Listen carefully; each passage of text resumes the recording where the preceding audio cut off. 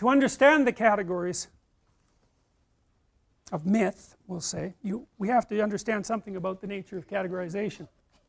Now, categorization is a tricky thing, and we're going to run through some complicated ideas relatively quickly.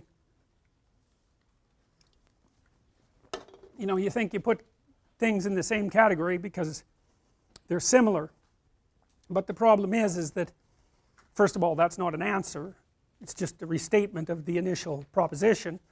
And second of all, you can put things in the same category that are by no means identical, and you often do that. And third, things that are similar are often also importantly different, and so picking which element of similarity, you know, like let's say you have a group of books, well, are they the same?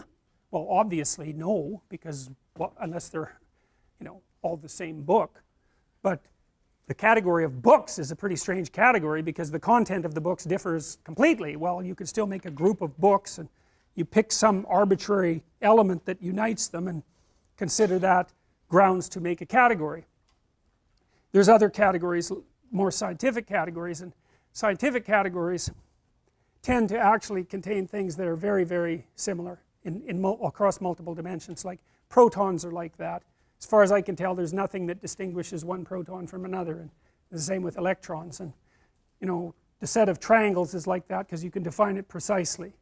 But most of the categories that human beings use aren't so neat, and the problem with that is that unless the categories are neat, like scientific categories, it's very difficult to investigate them scientifically. So for example, you might do research on a group of people with anxiety disorders, but the problem with that is that the anxiety disorder category is so heterogeneous that it's almost impossible to identify the commonalities across all the people who are in that category, and that's partly because the category isn't actually a scientific category. It's a hybrid category. It's a practical category. I can give you an example of that.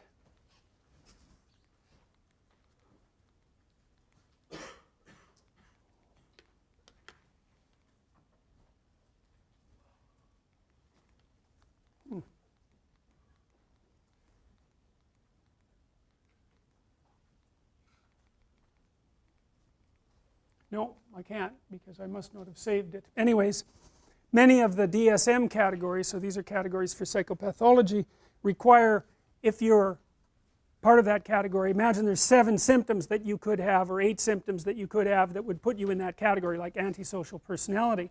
8 symptoms: you steal, you kick, you hit, you bite, you know, you're abusive. I don't remember the categories precisely, but you can be in the category if you have symptoms 2 through 5, and you can be in the category if you have symptoms 6 through 8. They aren't the same symptoms, but you're in the same category. And you think, well, how the hell can that be? Well, that's a family resemblance category, roughly speaking, and lots of the things that we use are family resemblance categories. There's a prototype, and then if you have enough of the features of that prototype, imagine the prototype has 10 features, and if you have 6 of those features, you get to be in that category. But it means that the category is actually quite diverse, and that's one of the problems that plagues psychiatry as a science and clinical psychology as a science. It's a really big problem because if the categories aren't homogeneous, then it's very difficult to draw conclusions about the members of the category. And the psychologists and the psychiatrists claim that those are scientific categories, but they're not, and they can't be, partly because they're aimed at the classification of health or ideal versus non-health or non-ideal, and partly because they play multiple roles, eh? I mean, the category isn't there just to provide neat demarcations for scientific study. The category is there to give people a language to talk about certain sets of symptoms, to diagnose, because, you know, when you come in and you have a set of symptoms, you might want to know what they are so that you also know what they aren't. It's really a relief often to find a diagnosis. And then of course the diagnosis has certain implications for treatment and for billing and for all of that, so the category has to play all of those roles. So there's multiple types of category, and the categories that we're talking about in relationship to mythology aren't scientific categories. They're categories about the world construed as a place to act. So here's a way to think about it. You're always looking at the world through a framework of reference, and you have to do that because there isn't very much of you. You can't see the whole world at once, and in fact the amount of the world you actually see is so small you can't believe it. The central part of your vision is zipping around producing a pretty high resolution representation of exactly what you're looking at, but outside of that center, like if I look at you, I can't see her eyes. I can see her glasses, but barely. I can't even tell whether you're male or female. The person past that, I can't see at all. Now you don't notice that, you know. You don't notice that you're that blind because your central vision is always popping around, illuminating that tiny space. But you're so damn blind, it's just mind-boggling. And I'm sure some of you have seen the invisible gorilla video, you know, where a gorilla comes into the video and you don't notice, which is somewhat shocking because you would think that you would notice a gorilla. But what happens is that you actually don't notice something unless it interferes with what you're doing. And because what are you going to do? Notice everything? You can't do that. You can hardly notice anything. So what you do is you pick something to focus on. It's usually something that you value, because why else would you focus on it? So that means that your value system determines the direction of your perception. Bloody well think about that for a minute. That's a Buddhist idea, right? People live in a kind of illusion, and sometimes that illusion causes suffering, and they can transform the way they look at the world, and that can release them from their suffering. But the idea that you do live in an illusion, well, I don't know if it's exactly an illusion, but you certainly do live within a framework of perception that's determined by your values.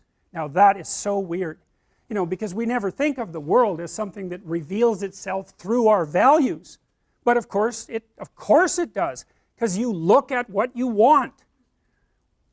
You aim at what you want, and once you've aimed, the world lays itself out for you, and that's exactly how perception works. That's why I represented it this way. You're always somewhere, that's point A, and that's somewhere in some place in some time, and you always have some notion about what you want to have happen next. You know, you're going to go to the next class maybe, you've got a plan after this. In this class you have a plan, you're hoping to learn something, I presume, and maybe you have a goal with regards to a grade, and that's nested inside your desire to get a degree, and that's nested inside your desire to be educated and to have a career and have a successful life. So attending to me at the moment, the reason you're doing that is because all of those values exist within you simultaneously, focusing your attention. And so you're attending to me and not to something else, assuming that all of you with your computers open aren't surfing the web, which you might be, but assuming that you're focusing, whatever you're focusing on is directed by what you value. And some of that can be unconscious. In fact, a lot of it is unconscious, because you know it's very difficult for you to get control of what you pay attention to. You know what that's like. You're trying to study, it's kind of a boring paper. Christ, your attention is just like everywhere, you know. Maybe you'll vacuum under the bed instead of doing the reading the paper, you know. You can't get a grip on that thing, so your attention has an autonomy. And that's another psychoanalytic idea, you know, because you kind of think, well, you're in control. It's like, really? You ever try telling yourself what to do? How does that work for you? I'm going to go to the gym 3 times a week. Right, sure you are. Yeah, I'm going to quit eating sugar for a month. It's like, how long does that last? It's like 15 minutes, and you're eating like 3 chocolate bars. So this is Freud's central insight, I would say. You're an autonomous group of spiritual agents, let's say, personalities, and they don't really get along very well. And you, the ego, we'll say, is by no means necessarily in charge. And that's a very strange thing to realize, but you can really realize that by noticing how little control you have over your attentional focus.